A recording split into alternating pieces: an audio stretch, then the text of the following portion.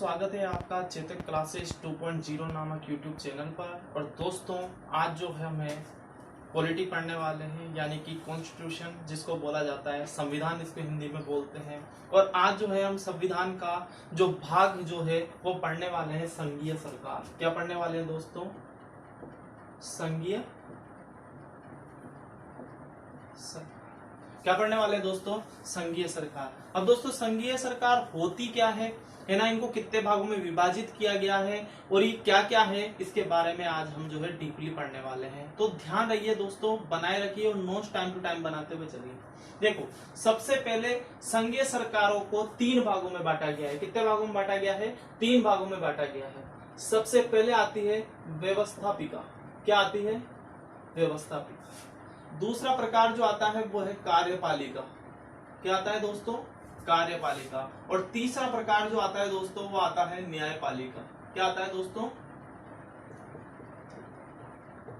न्यायपालिका। क्या आता है? न्यायपालिका।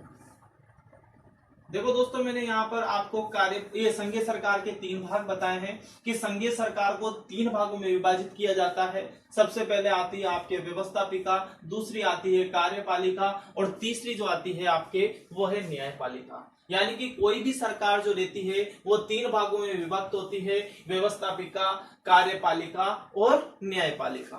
दोस्तों सबसे पहले हम देखते हैं व्यवस्थापिका को दो भागों में विभाजित किया गया है। एक तो किया गया है दोस्तों केंद्र स्तर पर और एक किया गया है दोस्तों राज्य स्तर पर।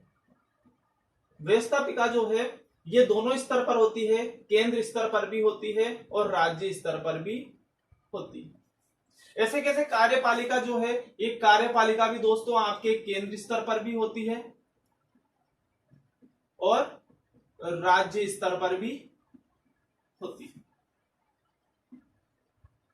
ऐसे कैसे दोस्तों? न्यायपालिका के बारे में देखेंगे तो यह भी जो है दोस्तों आपके केंद्र स्तर पर भी होगी और राज्य स्तर पर भी होती है। तो दोस्तों मैंने क्या बताया आपको कि जो व्यवस्थापिका है और कार्यपालिका है और न्यायपालिका है ये केंद्र और राज्य दोनों स्तरों पर होती है। यानी कि आपके सेंटर में और आपके स्टेट में दोनों जो है दोनों स्तरों पर जो है आपके व्यवस्थापिका, कार्यपालिका और न्यायपालिका काम करती है। अगर मैं बात करूं, व्यवस्थापिका को केंद्र स्तर पर संसद के नाम से पहचाना जाता है। किस नाम से पहचाना जाता है दोस्तों? संसद के नाम से पहचाना जाता है। मैं क्या कह रहा हूं दोस्तों? व्यवस्थापिका है, व्यवस्थापिका को केंद्र स्तर पर संसद के नाम से पहचाना जाता है, जबकि राज्य स्तर पर विधान मंडल के नाम से पहचाना जाता है। किस नाम से पहचाना जाता है? विधान मंडल के नाम से पहचाना जाता है। केंद्र स्तर पर दोस्तों संसद के नाम से, जबकि राज्य स्तर पर विधान मंडल के नाम से विधायिका को या व्यवस्थापिका को पहचाना जाता है। ठीक है दोस्तों, इस व्यवस्थापिका को विधायिका भी बोला जाता है, यह बात ध्यान रखना। व्यवस्थापिका को केंद्र स्तर पर संसद के नाम से, जबकि राज्य स्तर पर दोस्तों विधानमंडल के नाम से पहचाना जाता है। अगर केंद्र स्तर पर कार्यपालिका की बात करें तो कार्यपालिका को कई भागों में तोड़ा जाता है, जैसे कि आपके जो आता है राष्ट्रपति। केंद्र स्तर पर बात कर रहा हूं दोस्तों मैं। केंद्र स्तर पर सबसे पहला भाग होता है राष्ट्रपति, दूसरा भाग होता है दोस्तों प्रधानमंत्री, तीसरा जो होता है दोस्तों वो होता है आपके मंत्री परिषद और चौथा जो होता है वो होता है महान्यायवादी। क्या होता है दोस्तों? महान्यायवादी। दोस्तों इसको केंद्र सरकार का वकील भी बोला जाता है। ये महान्यायवादी है। केंद्र स्तर पर राष्ट्रपति, प्रधानमंत्री और मंत्रिपरिषद तथा महान्यायवादी जो है कार्यपालिका के रूप में कार्य करते हैं, जबकि इसी के समान राज्य स्तर पर राज्यपाल, मुख्यमंत्री,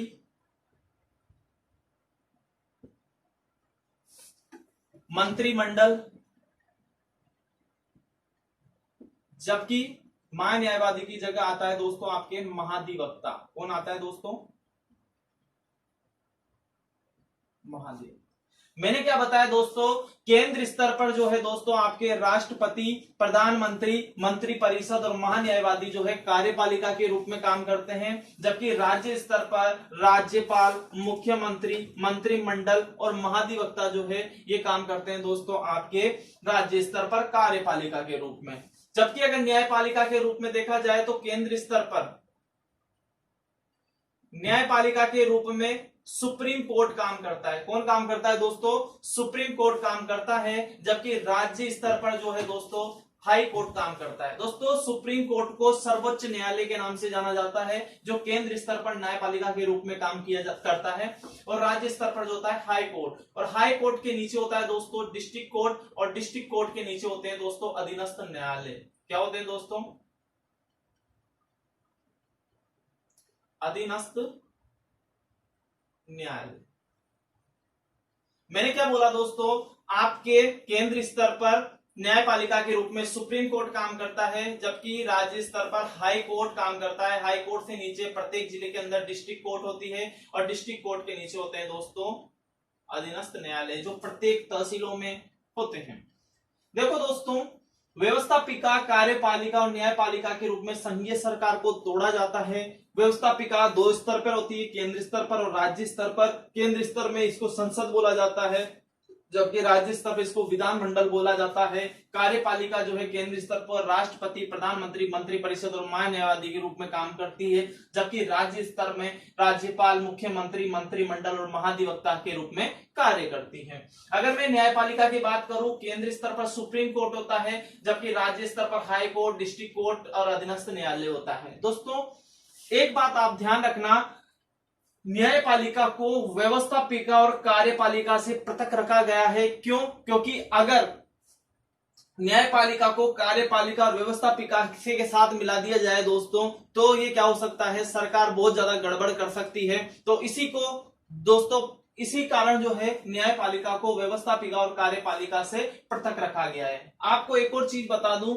संसद के जो अंग माने गए हैं दोस्तों, संसद के 3 अंग माने गए हैं। कौन कौन से? लोकसभा, राज्यसभा और राष्ट्रपति। जबकि विधानमंडल के 3 जो है अंग माने गए हैं, विधान परिषद, विधानसभा और मुख्यमंत्री। लेकिन आपको एक बात ध्यान रखनी है दोस्तों, कि संसद जो है, इस संसद के 2 प्रमुख सदन हैं।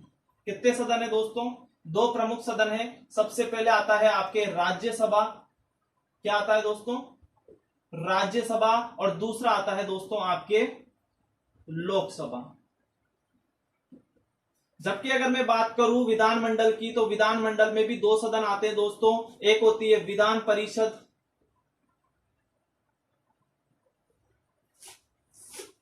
जबकि एक होती है दोस्तों आपके विधानसभा। इस प्रकार दोस्तों आपके संघीय सरकार का जो है वर्णन है दोस्तों। और आज जो हम चालू करने वाले हैं दोस्तों, व्यवस्थापिका से चालू करने वाले हैं, फिर हम कार्यपालिका को पढ़ेंगे, फिर न्यायपालिका को पढ़ेंगे, और जैसे ही हमारी संघीय सरकार पूरी हो जाती है दोस्तों, फिर हम इतिहास का संवैधानिक विकास पढ़ेंगे दोस्तों। तो सबसे पहले तो आप इसका स्क्रीनशॉट ले लो, इस चीज को समझो, फिर हम आगे बढ़ते हैं।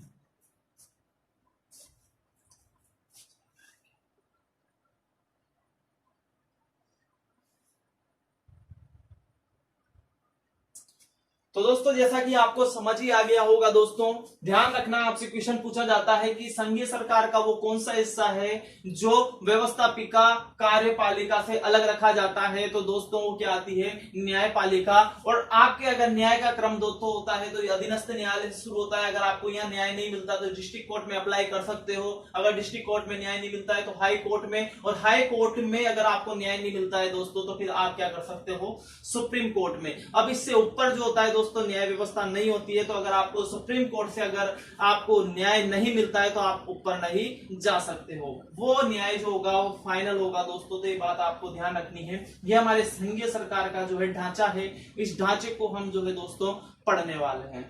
ठीक है दोस्तों, उतार ही दिया होगा। अब आगे पढ़ते हैं। सबसे पहले जो है दोस्तों हम व्यवस्थापिका पढ़ेंगे, और व्यवस्थापिका में हम जो है सबसे पहले किसको पढ़ेंगे? केंद्र स्तर पर व्यवस्थापिका यानी कि संसद को पढ़ेंगे।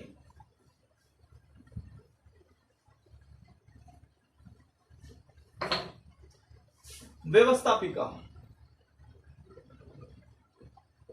व्यवस्थापिका को दूसरा नाम जो है विधायिका भी है, इसको विधायिका के नाम से भी जाना जाता है। व्यवस्थापिका या विधायिका का काम क्या होता है दोस्तों? विधि या कानून का निर्माण करना।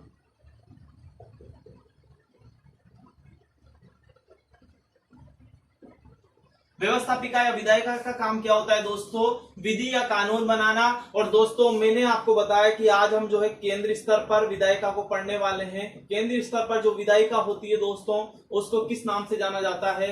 संसद के नाम से जाना जाता है। किस नाम से जाना जाता है? संसद के नाम से जाना जाता है। दोस्तों आपके एक आर्टिकल आता है, आर्टिकल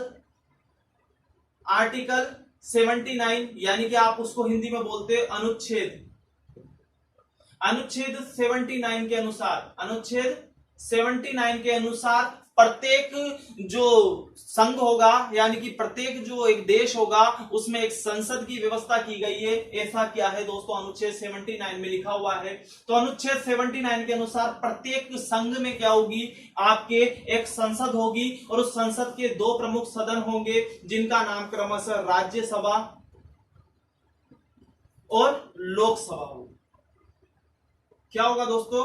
राज्यसभा और लोकसभा होगा। और राज्यसभा संबंधी उल्लेख जो है दोस्तों आपके दिया हुआ है अनुच्छेद 80 में। किसमें दिया हुआ दोस्तों? अनुच्छेद 80 में दिया हुआ। किसमें दिया हुआ दोस्तों?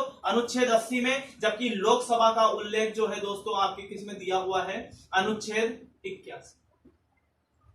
ठीक है दोस्तों, तो मैं यहां पर नीचे लिख दूंगा दोस्तों, ताकि आपको कोई कंफ्यूजन नहीं हो। मैंने क्या बताया? केंद्र स्तर पर जो विधायिका होगी उसे संसद के नाम से जाना जाएगा, और इसकी जानकारी जो है हमें अनुच्छेद 79 के अनुसार मिलती है। अनुच्छेद 79 में कहा गया है कि प्रत्येक संघ में जो होगी एक संसद होगी, और संसद के दो प्रमुख सदन होंगे, राज्यसभा और लोकसभा। राज्यसभा की जो बारे में दिया गया है दोस्तों कि प्रत्येक राज्य, प्रत्येक देश में जो होगा या प्रत्येक संघ में जो होगा एक राज्यसभा होगी, यह अनुच्छेद 80 में दिया गया है। और प्रत्येक संघ में एक लोकसभा होगी, इसके बारे में जो है किसमें दिया गया है? अनुच्छेद 81 में दिया गया है। तो आपको एक बात ध्यान रखनी है, अगर आपसे राज्यसभा संबंधी क्वेश्चन पूछे कि राज्यसभा का उल्लेख किसमें दिया गया है, तो अनुच्छेद 80 में दिया गया है, जिसको इंग्लिश में आर्टिकल 80 भी बोलते हैं। और लोकसभा का उल्लेख जो है आर्टिकल 81 में दिया गया है। दोस्तों केंद्र स्तर पर विधायिका संसद के नाम से जानी गई, इसका अनुच्छेद 79 में वर्णन दिया गया है कि 79 आर्टिकल के अनुसार प्रत्येक संघ में एक संसद होगी, और संसद के दो प्रमुख सदन होंगे। अनुच्छेद 80 के अनुसार राज्यसभा होगी, और अनुच्छेद 81 के अनुसार लोकसभा होगी। इस चीज के बारे में दोस्तों आपको समझ में आ गया होगा। और आज जो हम पढ़ने वाले हैं दोस्तों, वो पढ़ने वाले हैं हम राज्यसभा के। किसके बारे में पढ़ने वाले हैं? राज्यसभा के बारे में। तो सबसे पहले तो आपको स्क्रीनशॉट ले लेना है इस चीज का, फिर हम आगे देखते हैं राज्यसभा के बारे में।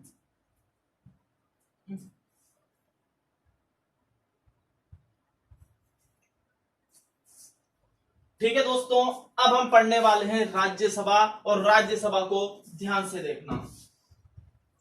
जो महत्वपूर्ण टॉपिक है, जो पेपर में क्वेश्चन पूछे जाते हैं, उन सभी को आज हम जो है एमसीक्यूज और जो है थ्योरी के माध्यम से अभी यहां पर ही क्लियर कर लेंगे। अब आपका दायित्व बनता है कि यहां से पढ़ने के बाद आप ज्यादा से ज्यादा एमसीक्यूज सोल्व करें।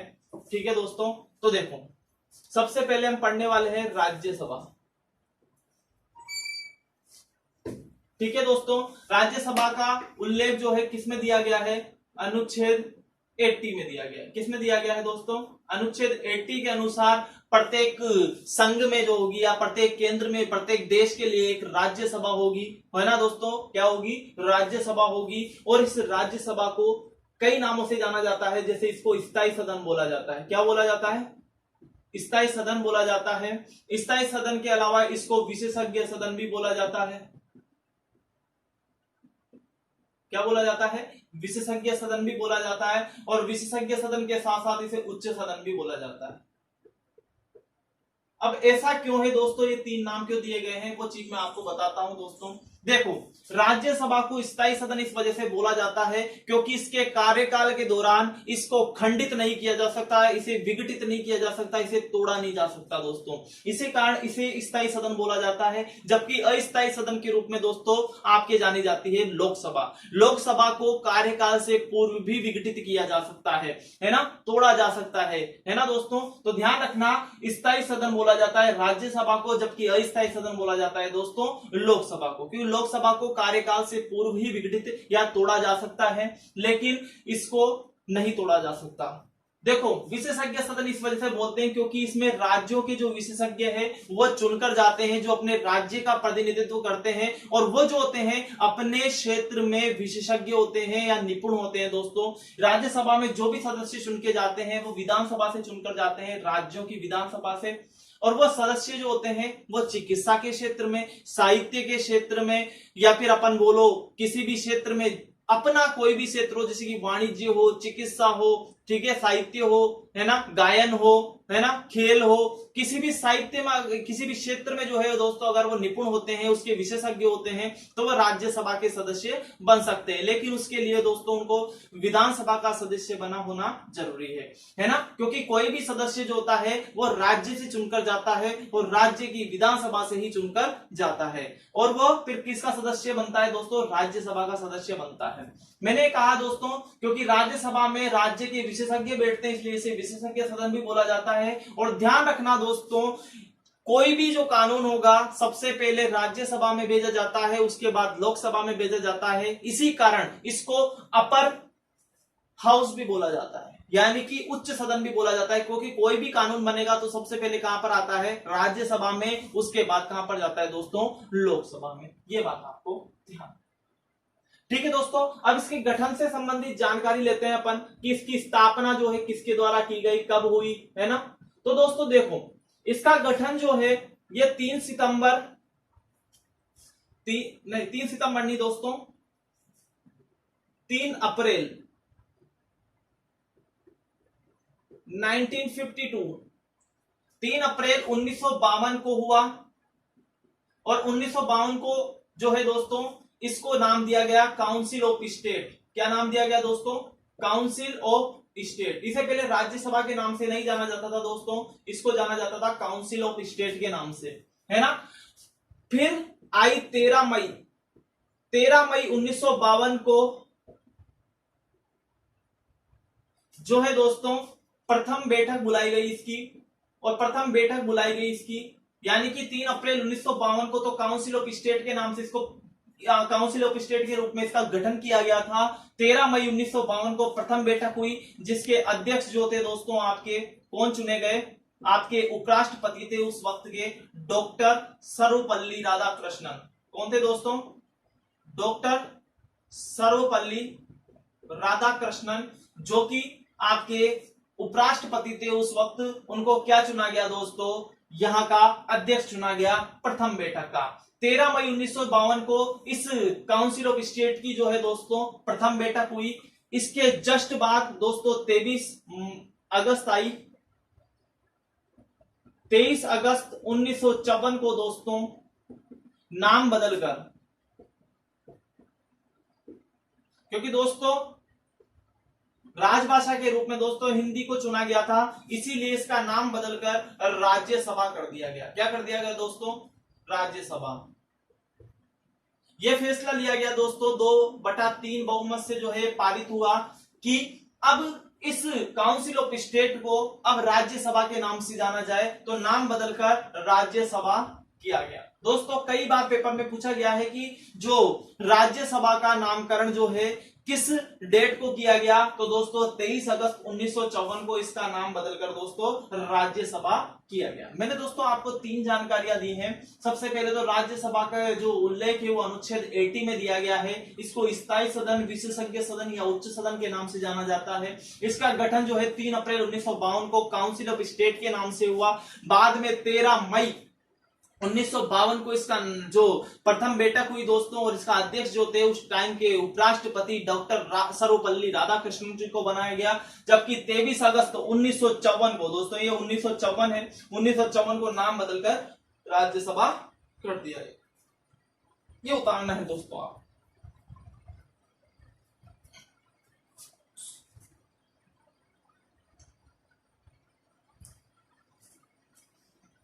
दोस्तों मेरे द्वारा दी गई जानकारी आपको समझ में आ रही होगी। मैंने आपको बताया कि प्रत्येक संघ में अनुच्छेद 79 के अनुसार एक संसद होगी जिसके 2 सदन होंगे, पहला राज्यसभा, दूसरा लोकसभा होगी। राज्यसभा का उल्लेख जो है अनुच्छेद 80 के अनुसार है। मैंने बता दिया इसका गठन जो है 3 अप्रैल 1952 को काउंसिल ऑफ स्टेट के नाम से हुआ है। तो आपसे पूछ ले जाए काउंसिल ऑफ स्टेट किसे बोला जाता है, तो राज्यसभा को बोला जाता है। जबकि पीपुल हाउस ऑफ पीपुल किसे बोला जाता है, तो दोस्तों लोकसभा को बोला जाता है। उसके बारे में लोकसभा में बात करेंगे दोस्तों, अभी ये चीज आपको याद रखनी है दोस्तों। यहां से जो है आपके 2 से 3 क्वेश्चन बन सकते हैं, तो आपको ध्यान रखना है। आगे देखते हैं दोस्तों। अब देखो सदस्यों की बात करते हैं दोस्तों, सदस्यों की बात करते हैं।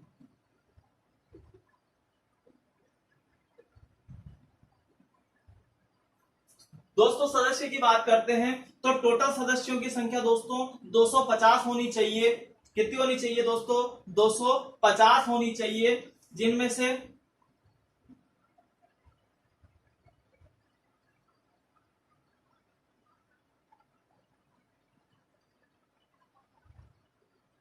जिनमें से 238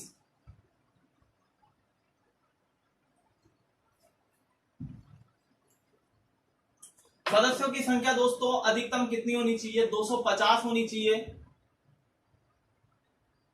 जिनमें से 238 राज्यों और केंद्र शासित प्रदेशों से चुनकर आते हैं।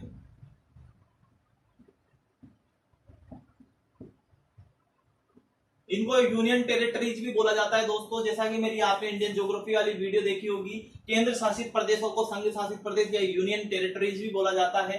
तो 238 सदस्य जो है दोस्तों वो राज्य और केंद्र शासित प्रदेशों की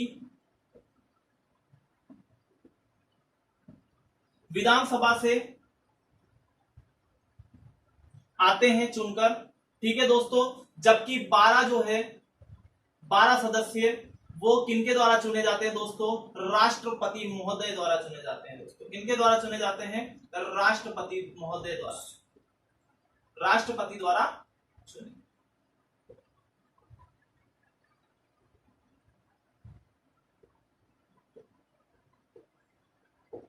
मैंने क्या बताया दोस्तों? 12 सदस्य जो होंगे आपके राष्ट्रपति महोदय चुनेंगे, जबकि राज्य और केंद्र शासित प्रदेशों से कितने चुने जाते हैं दोस्तों? आपके 238 सदस्य चुने जाते हैं। तो टोटल कितने हो गए दोस्तों? 250 हो गए कि नहीं हो गए? लेकिन क्या वर्तमान में अपने मतलब अपने केंद्र की राज्यसभा के अंदर क्या 250 सदस्य है क्या? कोई मेरे को बताएगा है क्या? नहीं।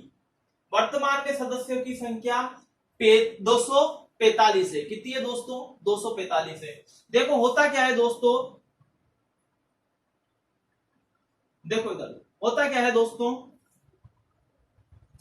राज्य और केंद्र शासित प्रदेशों से मिलाकर दोस्तों सदस्य 233 ही चुनकर आ पाते हैं, क्योंकि कई केंद्र शासित प्रदेश ऐसे हैं जहां पर विधानसभाओं की व्यवस्था नहीं है। देखो दोस्तों अपने 3 केंद्र शासित प्रदेश है, 4 केंद्र शासित प्रदेश है अभी तो वर्तमान में, दिल्ली, पुदुचेरी, लद्दाख और जम्मू कश्मीर। ये 4 जो है दोस्तों ये आपके केंद्र शासित प्रदेश है, और इन 4 केंद्र शासित प्रदेशों में दोस्तों जो है आपके क्या है? विधानसभा है। इनके अलावा किसी भी केंद्र शासित प्रदेश के अंदर दोस्तों आपको विधानसभा की व्यवस्था देखने को नहीं मिल पाती, ठीक है दोस्तों। तो 238 सदस्यों में से सिर्फ 233 सदस्य ही दोस्तों ये चुनकर आ पाते हैं, 233 सदस्य चुनकर आ पाते हैं, जबकि 12 सदस्य तो राष्ट्रपति महोदय द्वारा चुन लिए जाते हैं। तो देखो दोस्तों 230 और 230 और 10 40 हो गए, 3 2 5 हो गए, यानी कि वर्तमान में 245 जो है ये है सदस्यों की संख्या। और ये जो दोस्तों 12 सदस्य चुने जाते हैं ना, तो ये 12 सदस्य जो है राज्य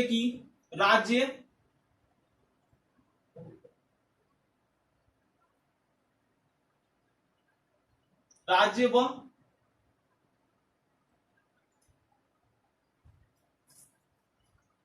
राज्य व केंद्र शासित प्रदेशों की विधानसभा, है ना, या फिर दोस्तों मैं ये बोल दूं, देखो इधर ये 238 सदस्य तो दोस्तों राज्य और केंद्र शासित प्रदेशों की विधानसभा से सीधे सीधे चुनकर आ जाते हैं दोस्तों, जबकि ये जो 12 सदस्य राष्ट्रपति द्वारा चुने जाते हैं। और दोस्तों ये 12 सदस्य जो होते हैं ये क्या होते हैं, अपने क्षेत्र में जो है विशेष गुण रखते हैं दोस्तों, जैसे कि कोई खेल के क्षेत्र में हो गया, चिकित्सा के क्षेत्र में हो गया, उनका मनोनयन सीधा राष्ट्रपति द्वारा कर लिया जाता है दोस्तों। तो ऐसे व्यक्ति, ये 12 ऐसे व्यक्ति रहते हैं जो अपने क्षेत्र में क्या होते हैं, निपुण, या इसको बोलते हैं विशेषज्ञ होते हैं। क्या होते हैं दोस्तों, विशेषज्ञ होते हैं। और ये क्या करते हैं दोस्तों, राज्यों का प्रतिनिधित्व करते हैं। क्या करते हैं दोस्तों, ये 12 सदस्य जो होते हैं ये अपने राज्य का क्या करते हैं, प्रतिनिधित्व करते हैं।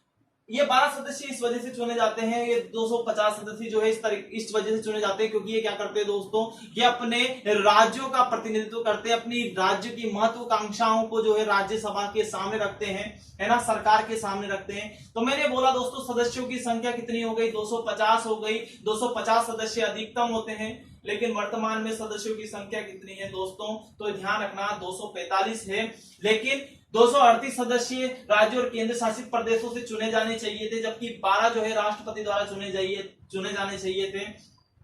ठीक है दोस्तों, लेकिन होता क्या है दोस्तों कि 233 ही राज्य और केंद्र शासित प्रदेशों से चुनकर आ पाते हैं, जबकि 12 तो चुन लिए जाते हैं राष्ट्रपति महोदय द्वारा। इस तरीके से संख्या हो जाती है दोस्तों आपके 243।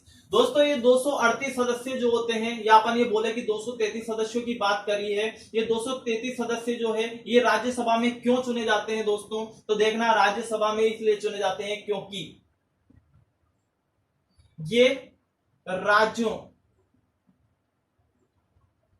ये अपने राज्यों का प्रतिनिधित्व करते हैं। क्या करते हैं दोस्तों, अपने राज्यों का प्रतिनिधित्व करते हैं। जैसे राजस्थान की विधानसभा से अगर कोई सदस्य चुन के गया है तो राजस्थान की राज्य की महत्वाकांक्षाओं को सामने रखेगा, जो वहां की जरूरतें हैं, जो वहां की जो भी चीजें हैं दोस्तों, उन चीजों को सामने रखेगा, क्योंकि ये अपने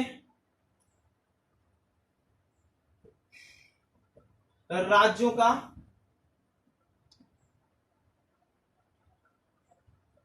निधित्व करते हैं। क्या करते हैं, प्रतिनिधित्व।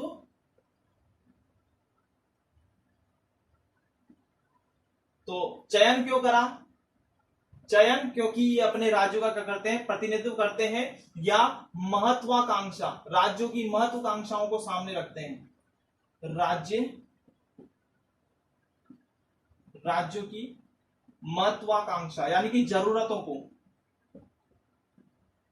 राज्यसभा में प्रस्तुत करते हैं। ये प्रस्तुत करते हैं, है ना दोस्तों, क्या करते हैं दोस्तों, प्रस्तुत करते हैं। किसी भी सरकार के सामने जो केंद्र में बैठी हुई है उसके सामने अपनी समस्याओं को प्रदर्शित करना दोस्तों वो कौन करता है, वो राज्यसभा के सदस्य करते हैं। ठीक है दोस्तों, ये कानून जो है फिर लोकसभा में जाता है, फिर पारित माना जाता है। दोस्तों ध्यान रखना, सदस्यों की संख्या अगर आपसे पूछा जाए, पहला पॉइंट था ये 250 सदस्य जो है अधिकतम होते हैं, लेकिन वर्तमान में 245 है। वो कैसे हैं दोस्तों, मैंने बता दिया। ये 12 ऐसे व्यक्ति जो अपने क्षेत्र में, कोई सा भी क्षेत्र मान लो दोस्तों, संगीत के क्षेत्र में हो, साहित्य के क्षेत्र में हो, खेल के क्षेत्र में हो, चिकित्सा के क्षेत्र में हो, ठीक है दोस्तों, या कला के क्षेत्र में हो, वह किसी भी क्षेत्र में हो दोस्तों, पर वो निपुण और विशेषज्ञ होता है। और ये किसके द्वारा नॉमिनेट किए जाते हैं, तो ये राष्ट्रपति द्वारा चुने जाते हैं दोस्तों। किनके द्वारा चुने जाते हैं दोस्तों, ये राष्ट्रपति द्वारा चुने जाते हैं। ठीक है, और वर्तमान में जो है राज्यसभा की सदस्यों की संख्या है 245। स्क्रीनशॉट ले लो दोस्तों।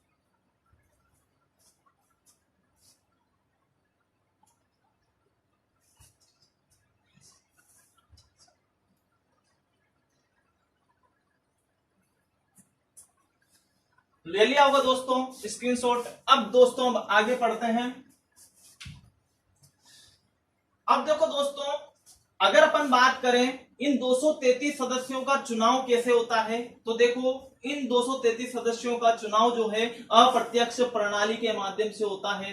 ठीक है दोस्तों, ये बात आपको ध्यान रखना है। तो मैं कह दूं दोस्तों, चुनाव जो होता है, चुनाव किनका, 233 सदस्यों का। कैसे होता है, अप्रत्यक्ष मत प्रणाली माध्यम से। अप्रत्यक्ष मत प्रणाली क्या होती है दोस्तों, उस चीज को समझो। अप्रत्यक्ष मत प्रणाली वो होती है दोस्तों कि जनता सीधे सीधे अगर चुनाव में हिस्सा नहीं लेती है दोस्तों, तो अप्रत्यक्ष मत प्रणाली होती है। दोस्तों आपको याद होगा, हम जो ये जो विधानसभा है, विधानसभा में हम विधायकों को चुनते हैं और हम अपने सार्वभौम मताधिकार द्वारा, यानी कि जो 18 साल का व्यक्ति है, जो 18 साल का व्यक्ति या 18 से ज्यादा वाले व्यक्ति है, वो सभी जो है अपने चुनाव में हिस्सा लेते हैं और अपने विधायक को चुनते हैं। उन विधायकों में से ही दोस्तों विधायक दल के जो नेता होते हैं या विधायक दल के नेता को मुख्यमंत्री बनाया जाता है। लेकिन अब मैं कह दूं दोस्तों, विधायक जो है, ये विधायकों में से किन्हीं विधायकों को राज्यसभा में नॉमिनेट किया जाता है दोस्तों, राज्यसभा के लिए भेजा जाता है। ठीक है दोस्तों, तो वो कौन करता है दोस्तों, वो काम विधानसभा के सदस्य करते हैं, वो जनता द्वारा नहीं किया जाता। तो अपन क्या बोल देंगे दोस्तों, 233 सदस्यों का चुनाव जो है वो कैसे होता है, अप्रत्यक्ष मत प्रणाली के माध्यम से होता है। अब दोस्तों आपने देखा होगा कि ये जो सीटें रिजर्व की गई है, भाई यहाँ भाई राजस्थान में मान लो दोस्तों, राजस्थान में कितनी सीटें हैं, तो राजस्थान में ये राज्यसभा की सीटें, जैसे लोकसभा की सीटें 25 है, राज्यसभा की सीटें जो 10 है दोस्तों। तो ये सीटों का निर्धारण कैसे किया गया है, तो देखो दोस्तों, सीटों का निर्धारण,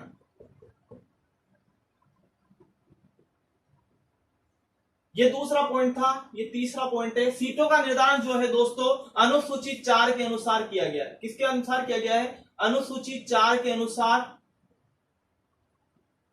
यानी कि जो सीटों का निर्धारण है अनुसूची 4 में बताया गया है दोस्तों कि जो जनसंख्या होगी, यानी कि सीटों का निर्धारण जो किया जाता है दोस्तों, जो राज्यसभा की सीटें हैं उन सीटों का निर्धारण जनसंख्या के आधार पर किया गया है। अगर क्षेत्रफल के आधार पर किया जाता तो दोस्तों राजस्थान में जो होती सर्वाधिक सीटें होती राज्यसभा की, लेकिन ऐसा नहीं है दोस्तों। अनुसूची 4 के अनुसार जनसंख्या के आधार पर सीटों का वर्गीकरण किया गया है। और दोस्तों किस राज्य में कितनी सीटें होगी इसका निर्धारण जो है दोस्तों 1971 की जनगणना के अनुसार किया गया था। तो दोस्तों मैं लिख दूं 1971 की जनगणना के अनुसार।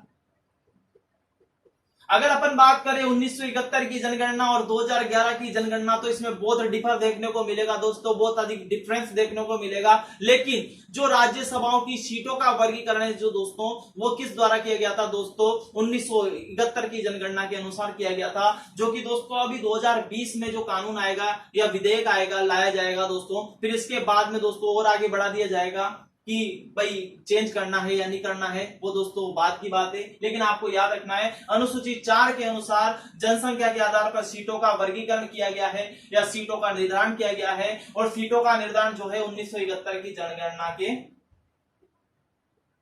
आधार, यानी कि जो सीटों का अभी जो आप वर्गीकरण देख रहे हो ना दोस्तों, प्रत्येक राज्य में जो राज्यसभा की सीटें हैं दोस्तों, वो 1971 की जनगणना के आधार पर है। ठीक है दोस्तों, सर्वाधिक सीटें जो है वो यूपी में है दोस्तों, और वो 31 है दोस्तों। वैसे मैं आपको संसद पढ़ाए बाद राज्यसभा और लोकसभा की सीटों की एक सीट दे दूंगा, लेकिन आपको ध्यान रखना है चुनाव जो होता है 233 सदस्यों का अप्रत्यक्ष मत प्रणाली के माध्यम से होता है, जबकि सीटों का निर्धारण जो है अनुसूची 4 के अनुसार जनसंख्या के आधार पर होता है। ठीक है, और जनसंख्या जो है कौन सी वाली, 1971 की जनगणना के अनुसार काम में लिया गया है। दोस्तों यहाँ पर अमेरिका और भारत में कुछ डिफरेंस देखने को मिलता है। जैसे देखो आप अमेरिका देख लो, अमेरिका में भले से कोई सी भी छोटा सा छोटा राज्य हो चाहे बड़ा सा बड़ा राज्य हो दोस्तों, वहां पर समान सीटों का वर्गीकरण किया जाता है। क्या किया जाता है दोस्तों, समान सीटों का वर्गीकरण किया जाता है। अगर बड़े राज्य में सीटों की संख्या अगर 2 है, तो छोटे राज्यों में भी राज्यसभा की सीटें कितनी होगी, 2 होगी। तो इतना सा चेंज देखने को मिलता है। बाकी वहां भी लोकसभा और राज्यसभाएं होती है दोस्तों। ठीक है, तो ये बात आपको ध्यान रखनी है। इसका स्क्रीनशॉट ले लो दोस्तों, फिर जस्ट हम आगे बढ़ते हैं।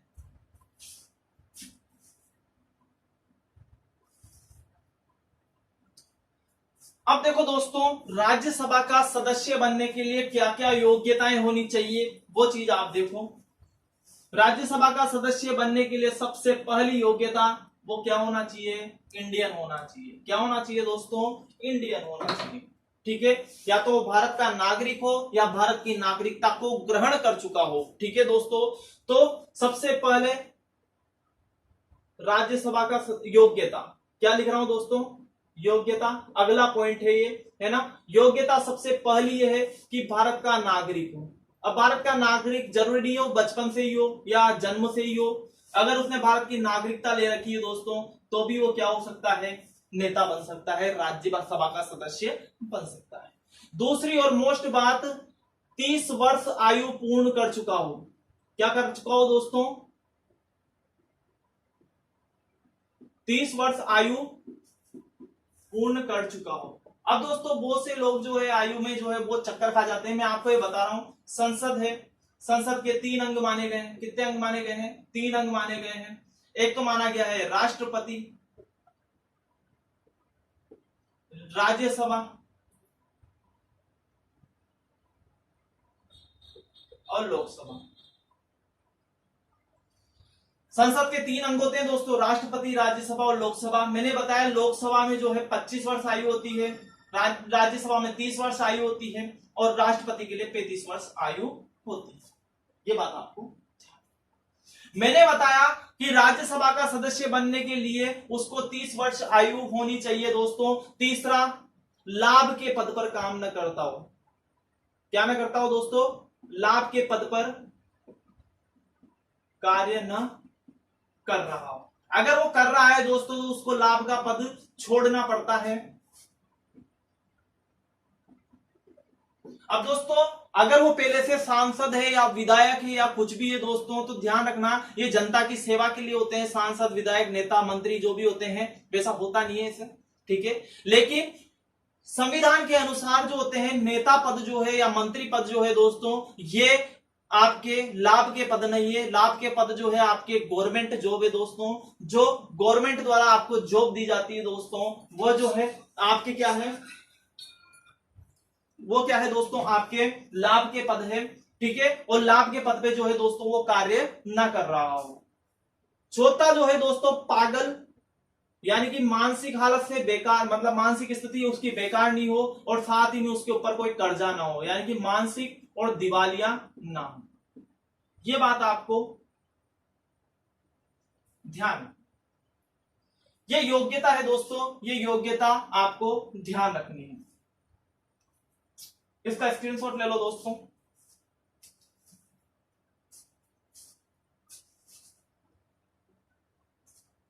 मैंने क्या मैंने क्या बताया दोस्तों, भारत का नागरिक होना चाहिए, 30 वर्ष आयु पूरा कर चुका हो, लाभ के पद पर, यानी कि गवर्नमेंट जॉब नहीं होनी चाहिए उसके, पागल या दिवालिया घोषित ना हो, ठीक है दोस्तों। अब आगे देखते हैं, इनकी उम्र के लिए बता दिया दोस्तों मैंने, लोकसभा के लिए 25 चाहिए, राज्यसभा के लिए 30 चाहिए, जबकि राष्ट्रपति के लिए 35 चाहिए, है ना दोस्तों। आगे देखते हैं,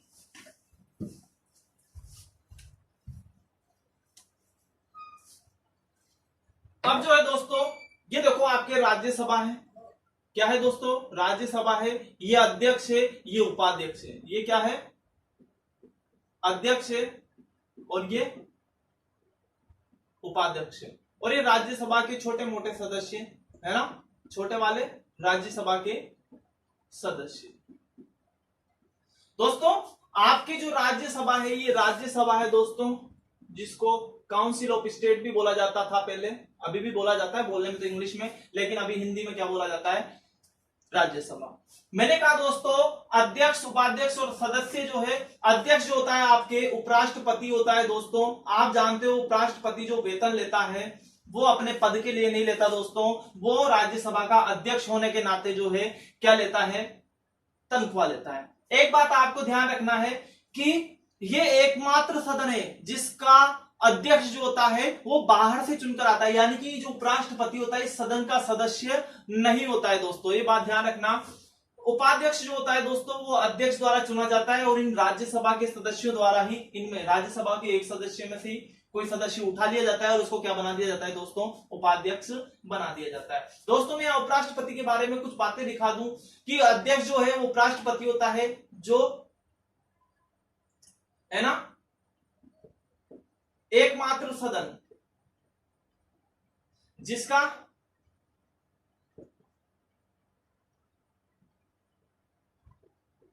अध्यक्ष अन्य सदन से चुनकर आता है।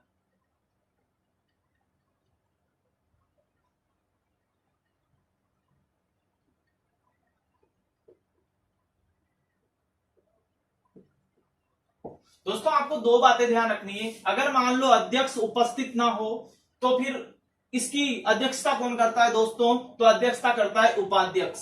और उपाध्यक्ष कौन होता है? इन राज्यसभा के सदस्यों में से किसी एक सदस्य को उठाकर अध्यक्ष जो है उपाध्यक्ष बनाता है। ठीक है, तो वो क्या होता है दोस्तों? उपाध्यक्ष होता है। अगर दोस्तों अध्यक्ष भी उपस्थित ना हो और उपाध्यक्ष भी अगर बैठक में उपस्थित नहीं हो दोस्तों, तो इन सदस्यों में से ही कोई एक सदस्य जो है दोस्तों राज्यसभा की अध्यक्षता करता है। ठीक है दोस्तों, और वो किनके द्वारा नॉमिनेट किया जाता है? वो राष्ट्रपति द्वारा नॉमिनेट किया जाता है। राष्ट्रपति द्वारा किसी भी सदस्य को खड़ा कर दिया जाता है और उस सदस्य जो है वो क्या करता है दोस्तों? राज्यसभा की अध्यक्षता करता है। किनकी अनुपस्थिति में? अध्यक्ष और उपाध्यक्ष की अनुपस्थिति में। ठीक है, अगर दोस्तों मान लो अध्यक्ष अगर कोई गलत काम कर रहा है दोस्तों, ठीक है, गलत काम का मतलब ये दोस्तों समय पर उपलब्ध ना होना, अध्यक्षता ढंग से ना करना। अगर उपराष्ट्रपति जो है अगर अध्यक्षता ढंग से नहीं कर रहा है दोस्तों, तो इसको डायरेक्ट पद पे से नहीं हटाया जाता दोस्तों। क्या किया जाता है? तो मैं देख लो ये बता रहा हूं आपको। यदि उपराष्ट्रपति अध्यक्ष पद से हटाया जाना हो तो राज्यसभा 2/3 बहुमत, यानी कि इस पूरे राज्यसभा के 2/3 सदस्य जो है एक कानून प्रस्ताव पारित करते हैं। ठीक है, उस कानून को फिर लोकसभा में लाया जाता है और लोकसभा द्वारा जो फिर है आदेश दिया जाता है और इस अध्यक्ष उपराष्ट्रपति को हटा दिया जाता है अपने पद से। है ना दोस्तों? तो ये बात ध्यान रखना, यदि उपराष्ट्रपति अध्यक्ष पद से हटाया जाना है तो राज्यसभा 2/3 बहुमत से प्रस्ताव पारित करती है। तत्पश्चात यानी कि इसके बाद ही लोकसभा में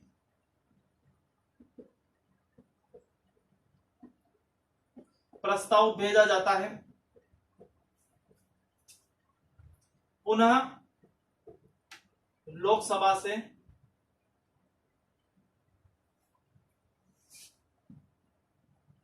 प्रस्ताव पारित होकर राज्यसभा में,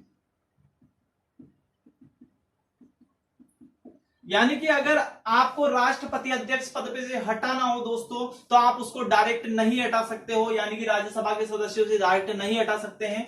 वो 2/3 बहुमत से एक प्रस्ताव पारित करेंगे कि हमें अध्यक्ष पद से उपराष्ट्रपति को हटाना है, ये अध्यक्षता ढंग से नहीं कर रहे हैं, है ना। तो दोस्तों ये 2/3 बहुमत से प्रस्ताव पारित करते हैं। पारित प्रस्ताव को कहां पर भेजा जाता है? लोकसभा में भेजा जाता है। लोकसभा में जो है 6 महीने का टाइम दिया जाता है दोस्तों, 6 महीने, ठीक है, 14 दिन से 6 महीने तक का टाइम दिया जाता है। उस टाइम के दौरान ही वो प्रस्ताव पारित होकर वापस राज्यसभा में आता है, फिर जाकर उपराष्ट्रपति को अध्यक्ष पद से हटाया जाता है। ये बात आप ध्यान रखना। ये डायग्राम उतार लो दोस्तों, और इन चीजों को ध्यान रखना, छोटे छोटे मेजर क्वेश्चन यहां से बनते हैं।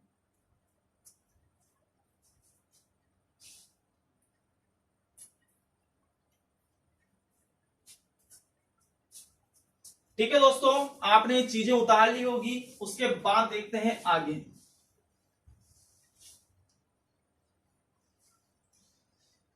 दोस्तों राज्यसभा की बैठकें जो होती है एक वर्ष में 2 बार बुलाई जाती है। कितने वर्ष में बुलाई जाती है? 2 बार, एक वर्ष में। तो बैठक की अगर मैं बात करूं, एक वर्ष में कितनी बुलाई जाती है? 2 बार। एक वर्ष में 2 बार बुलाई जाती है, जिसको अधिवेशन भी बोला जाता है दोस्तों।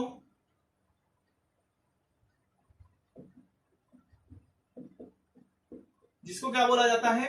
अधिवेशन भी बोला जाता है दोस्तों। इस बैठक को अधिवेशन भी बोलते हैं। और अधिवेशन जो है एक वर्ष में 2 बार बुलाया जाता है। लेकिन इसकी क्या विशेषता है दोस्तों? किसी भी, यानी कि अंतिम अधिवेशन और जो अगला आने वाला अधिवेशन है, इनके बीच में 6 माह का अंतर नहीं होना चाहिए। तो मैं लिख दूं, 2 अधिवेशनों के बीच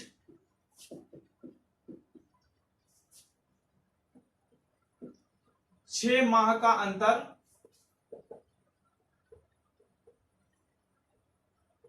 नहीं होना चाहिए।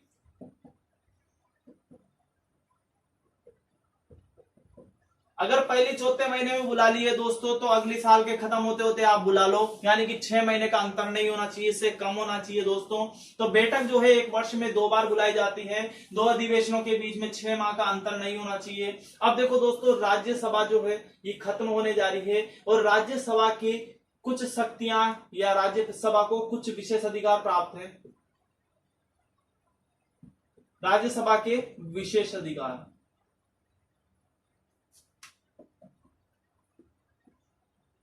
राज्यसभा को कुछ विशेष अधिकार प्राप्त है, तो ये बात आप ध्यान रखना क्योंकि ये पेपर में बहुत पूछा जाता है। अनुच्छेद, या मैं इसको लिख दूं आर्टिकल 249 और आर्टिकल 312। आर्टिकल 249 के अनुसार जो है 2/3 बहुमत से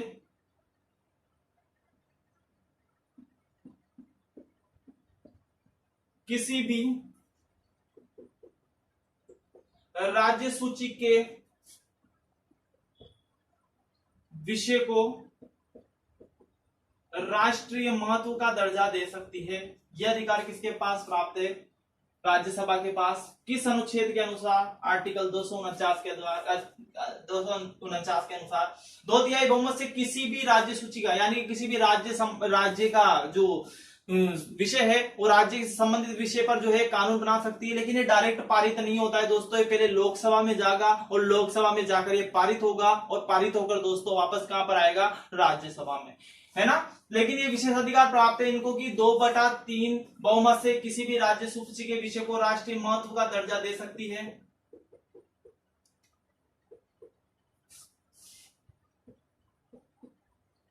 और दोस्तों अनुच्छेद 312 के अनुसार, अनुच्छेद 312 के अनुसार यह किसी भी सेवा को अखिल भारतीय सेवा का दर्जा दे सकती है। क्या दे सकती है दोस्तों? अखिल भारतीय सेवा का दर्जा, ठीक है दोस्तों। लेकिन ये भी डायरेक्ट नहीं दे सकती है दोस्तों, 2/3 बहुमत से पारित होगा कानून, फिर ये लोकसभा में जाएगा, लोकसभा से वापस राज्यसभा में आएगा, फिर पारित होगा दोस्तों ये, है ना। तो ध्यान रखना है, किसी भी सेवा में अखिल भारतीय सेवा का दर्जा दे सकती है। वर्तमान में 3 अखिल भारतीय सेवाएं हैं। कौन कौन सी है दोस्तों? तो ये याद रखना है, IPS, IAS, Indian administrative service, IPS, Indian police service, और आईएफएस, इंडियन फॉरेस्ट सर्विस। ध्यान रखना दोस्तों, आपको पेपर में दिया जाएगा Indian foreign service, Indian forest service, Indian administrative service और इंडियन पुलिस सर्विस। इनमें से कौन सी अखिल भारतीय सेवा नहीं है दोस्तों? तो इंडियन फॉरेन सर्विस जो है अखिल भारतीय सेवा नहीं है। ठीक है दोस्तों, तो ये 3 अखिल भारतीय सेवाएं हैं वर्तमान में। लेकिन अगर ये किसी सेवा को जो है किसी भी, जैसे इंडियन फॉरेस्ट सर्विस है, अगर इसको राष्ट्रीय महत्व का दर्जा दे दे अखिल भारतीय सेवा अगर घोषित कर देती है राज्यसभा, तो ये कानून कहां पर जाएगा? पहले तो 2/3 बहुमत से राज्यसभा में पारित होगा, फिर ये लोकसभा में जाएगा और लोकसभा से वापस कहां पर आएगा? राज्यसभा में। फिर जाकर ये कानून पारित होगा कि अब आईएफएस यानी कि इंडियन फॉरेस्ट सर्विस, है ना, इंडियन फॉरेन सर्विस जो है अब अखिल भारतीय सेवा के नाम से जानी जाएगी। लेकिन वर्तमान में तो 3 ही है, Indian administrative service, Indian police service और इंडियन फॉरेस्ट सर्विस, है ना दोस्तों। देखो दोस्तों, इनको 2 शक्तियां और प्राप्त है कि ये किसी भी कानून को ऊपर विचार विमर्श कर सकती है, लेकिन वो पहले लोकसभा में जाएगा, है ना, पहले लोकसभा में जाएगा, फिर राज्यसभा में आएगा, फिर जाकर पारित होगा। और एक धन विधेयक के संबंध में भी बात आती है दोस्तों कि धन विधेयक कहां पर प्रस्तुत किया जाता है। पहले तो धन विधेयक हमेशा लोकसभा में पारित किया जाता है, बाद में लोकसभा से वो राज्यसभा में आता है। राज्यसभा को 14 दिन का समय दिया जाता है। अगर 14 दिन में राज्यसभा उसको पारित नहीं करती है तो वह स्वतः ही पारित मान लिया जाता है। यह बात आपको ध्यान रखनी है। और राज्यसभा के जो भी क्वेश्चन एमसीक्यूज के रूप में बनते हैं दोस्तों, तो आप बनाइए, इसका स्क्रीनशॉट लीजिए। धन्यवाद।